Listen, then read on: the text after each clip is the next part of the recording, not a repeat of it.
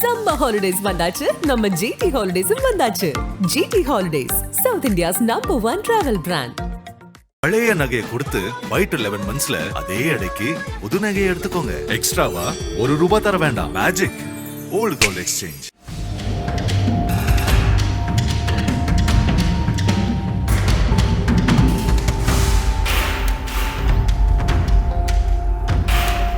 மயிலாடுதுறை மாவட்டம் மணக்குடியை அடுத்த கீழிருப்பு பகுதியைச் சேர்ந்தவர் அபிநயா. இவருக்கு 29 வயதாகிறது. நாகப்பட்டினம் மாவட்ட ஆயுதப்படையில் பெண் காவலராக பணியாற்றி வந்தார்.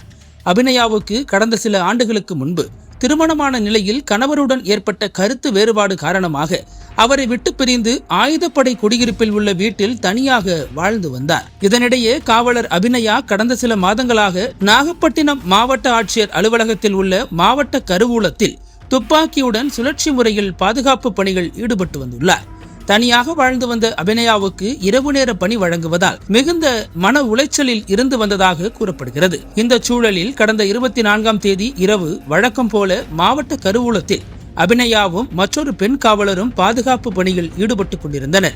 இரவு முழுவதும் பணியில் இருந்த அபிநயா அடுத்த நாள் காலை 6 மணி அளவில் தான் பாதுகாப்புக்கு வைத்திருந்த துப்பாக்கியுடன் மாயமாகியுள்ளார். அடுத்த சில நிமிடங்களில் மாவட்ட கருவூலத்தில் இருந்து பயங்கரமான துப்பாக்கி சத்தம் கேட்டுள்ளது. இதை கேட்டு அதிர்ச்சியடைந்த சக பெண் காவலரான ஸ்னேகா மாவட்ட ஆட்சியர் அலுவலகம் முழுவதும் அபிநயாவை தேடியுள்ளார். ஆனால் எங்கு தேடியும் அவரை காணவில்லை. இந்த நிலையில் அவர்கள் பணியில் இருந்தபோது ஒரு அறை மூடப்பட்டிருந்துள்ளது. இதனால் சந்தேகமடைந்த ஸ்னேகா உயர் காவல் அதிகாரிகளுக்கு தகவல் அளித்துள்ளார்.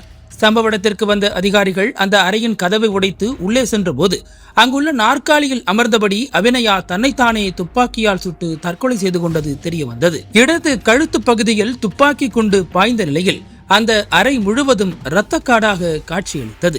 இந்த சம்பவம் அந்த பகுதி முழுவதும் பெரிய அதிர்வலைகளை ஏற்படுத்தியுள்ளது. தகவல் அறிந்து வந்த மாவட்ட எஸ்பி அருண் கபிலன் சம்பவ இடத்தில் விசாரணை நடத்தினார். தொடர்ந்து தடய அறிவியல் நிபுணர்கள் வரவழைக்கப்பட்டு தற்கொலைக்கு பயன்படுத்தப்பட்ட தோட்டா, துப்பாக்கி உள்ளிட்டவற்றை பறிமுதல் செய்தனர். இந்த நிலையில் அபிநயா உயிரிழந்தது குறித்து வழக்கு பதிவு செய்து விசாரணை நடத்தப்பட்டு வருகிறது. பணி அழுத்தம் காரணமாக அபிநயா தற்கொலை செய்து கொண்டாரா அல்லது வேறு ஏதேனும் காரணமா என போலீசார் பல கோணங்களில் விசாரித்து வருகின்றனர். பெண் காவலர் ஒருவர் பணியின் போது தற்கொலை செய்து கொண்ட துயரச் சம்பவம் நாகை போலீசார் மத்தியில் பெரும் பரபரப்பை ஏற்படுத்தியுள்ளது.